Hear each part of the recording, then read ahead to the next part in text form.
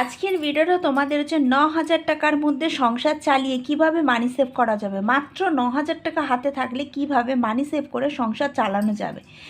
কিন্তু আজকে একটা ইন্টারেস্টিং জিনিস আছে, সেটা হচ্ছে ভিডিও স্কিপ না যদি করো তাহলে বুঝতে পারবে, পরপর যেতে গেলে শুনতে গেলে তখন বুঝতে পারবে।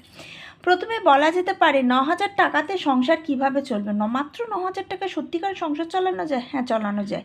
সংসার মানেই কিন্তু শুধু যে ৫জন সদস্য, যে ৮জন সদস্য, যে ৭জন সদস্য তা না। একজনের সদস্যকেও কিন্তু সে যখন চাল ডাল নুন তেল গ্যাস ইলেকট্রিক সব কিছু যখন মেনটেন করবে তখন তাকেও কিন্তু বলা যায় যেতে পারে যে সে সংসার চালায়। ঠিক আছে, শুধু স্বামী স্ত্রী নিয়েই যে সংসার চলে তা কিন্তু নয়। যারা সিঙ্গেল থাকে তারাও কিন্তু যখন চাকরি সূত্রে পড়ার সূত্রে যখন তারা সংসারে চাল তোলে ডাল তোলে, রান্না করছে দুবেলা, নিজেদের মনে হয় যে পেন গেস্ট থেকে থাকবো তখন বেশি খরচা লাগবে, ঘরের মধ্যে যাতে আমি রান্না করে যেটুকুনি মাইনে পাচ্ছি রান্না করে খেতে পারি, সেটাকেও বলা হয় সংসার। চলো, কিন্তু কিভাবে হবে। প্রথমে বলে থাকি, যেই টাকাটায় স্যালারি পাচ্ছ তাতে ফার্স্টে হচ্ছে ২,০০০ টাকা মানি সেভ করে নাও। মানে হচ্ছে ব্যাংকও করো কি ঘরে একটা কোনো ব্যাগ কি ভাঁড়ের মধ্যে রেখে ফার্স্টেই হচ্ছে ২,০০০ টাকা সরিয়ে নাও।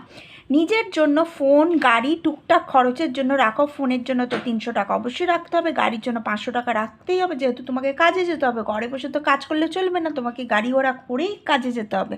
টুকটাক হচ্ছে ১০০ টাকা রাখলে মোটামুটি এরকম হয়তো ৮০০ থেকে ৭০০ টাকার মধ্যে তুমি রাখলে নিজের জন্য।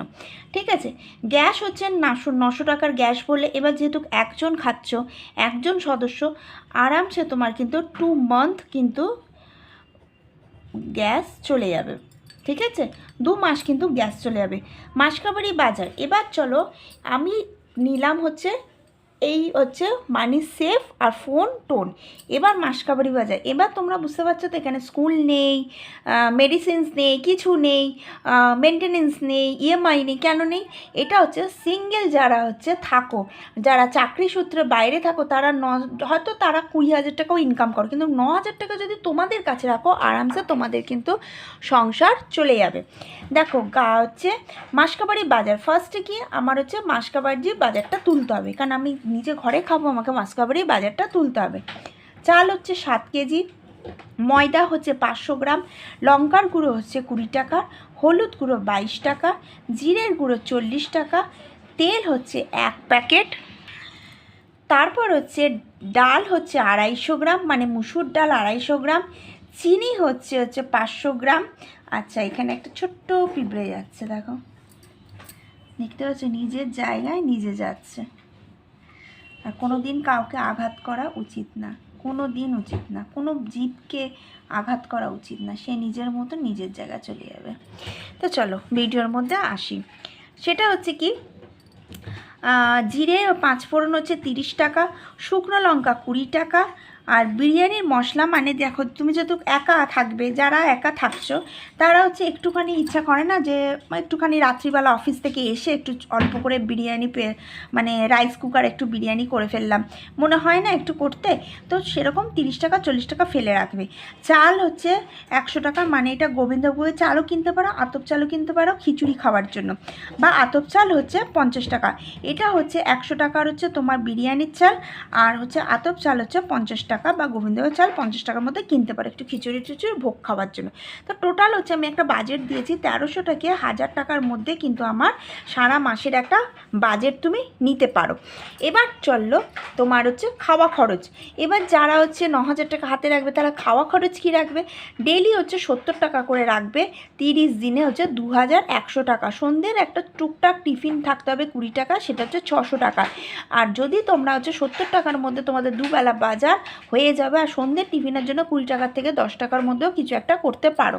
প্রতিদিন যে ২০ টাকা আনতে হবে তা না, মোটামুটি ৬০০ আমি দিয়েছি, তার থেকে কিন্তু তোমরা ১০ টাকা করে বা ৫ টাকা করে সেভ করতে পারবে। ইলেকট্রিক হচ্ছে ২০০ টাকা থেকে ৩০০ টাকা, যেহেতু একা থাকো ইলেকট্রিক রাখবে। এবার এখানে আসছে কি আমার বাড়ি ভাড়া। যারা একা থাকো, যারা চাকরি সূত্রে বাইরে চাকরি করো, তারা তো আর নিশ্চয় বাইরে গিয়ে জায়গা কিনে বাড়ি তৈরি করবে না বা ফ্ল্যাট তৈরি করবে না। ঠিক আছে, তো বাড়ি ভাড়া রাখতে হবে ২,০০০ টাকার মধ্যে। পেন গেস্টের মতন একটা ছোট্টখাটো ঘর কিন্তু আমরা পেয়ে যেতে পারি।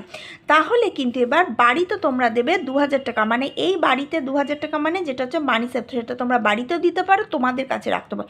টোটাল কিন্তু আমার একটা বাজেট আসবে কিন্তু 7,000 থেকে টার্গেট করতে হবে 8,000 টাকার মধ্যে কিন্তু আমাকে একটা বাজেট করে নিতে হবে। 1,000 টাকা কিন্তু আমার থাকবে, কিন্তু 2,000, তাহলে 7,000 টাকার মধ্যে টোটাল আমার সংসার চালাতে হবে। কোথাও ঘোরাঘাড়া গাড়ি বা কোথাও কাউকে গিফট করছি, কোনো ফ্রেন্ডসের গিফট হচ্ছে, কিন্তু যখন আমি চাকরি করছি সেই চাকরির টাকাটা নষ্ট করলে আমার চলবে না। 2,000 টাকা কিন্তু সরাতে হবে। যদি বাই চান্স যদি সংসারের ক্ষেত্রে লাগে তখন কিন্তু তুমি 500 টাকা নিতে পারো, কিন্তু টার্গেট করতে হবে প্রতি মাসে 1,500 টাকা করে কিন্তু জমাতে। ঠিক আছে, এবার রইল কি খাওয়া খরচ থেকে তুমি যারা হচ্ছে একা থাকে, কেউ মেয়ে থাকে, কেউ ছেলে থাকে, যারা হচ্ছে চাকরি করছে বা কারা হচ্ছে হয়তো দেখা গেল কারো ডাক্তারি ইঞ্জিনিয়ারিং পড়ছে বাইরে গেছে, তারা হচ্ছে ক্যাম্পাসে না থেকে হয়তো দেখা গেল তারা হচ্ছে নিজেরা ভাড়া অনেক বন্ধুরা মিলে থাকছে, বাবা মারা 9-10 হাজার টাকা দিচ্ছে সারা মাস চালানোর জন্য, সেখান থেকেও কিন্তু তোমরা মানি সেভ করতে পারবে। মানি সেভ এমন একটা জিনিস না, মানি এমন একটা জিনিস সেটা কিন্তু সেভ করলে তোমারই থাকবে, খরচা করলে তোমারই যাবে। মানে বুঝতে পারলে আমি কথাটা কী বলে, থাকলে তোমার থাকবে, গেলে তোমার যাবে।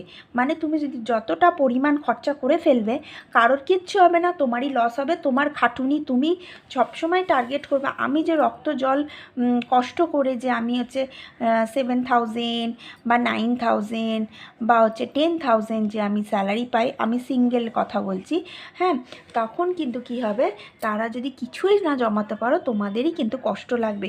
আর প্রথম হয়তো খুব বন্ধুদের সাথে ধরো কেউ 10,000 টাকা ইনকাম করছো, বন্ধুদের সাথে খুব গল্প করছো, ঘুরছো ফিরছো, যা করছো খেয়ে ফেলছো, উড়িয়ে দিচ্ছ, সব করে ফেলছো, কিন্তু যখন তোমার আলটিমেটলি একটা ফ্যামিলি তৈরি হয়ে যাবে তখন তোমার কিন্তু মনে হবে ইস আমি যদি প্রতি মাসে 1,000 টাকা করে রাখতাম তাহলে এখন হচ্ছে আমার 12 মাসে আমার 12,000 টাকা কিন্তু জমে যেত, 2 বছর আমার 24,000 টাকা জমতো, এইভাবে কিন্তু আমি জমাতে পারতাম।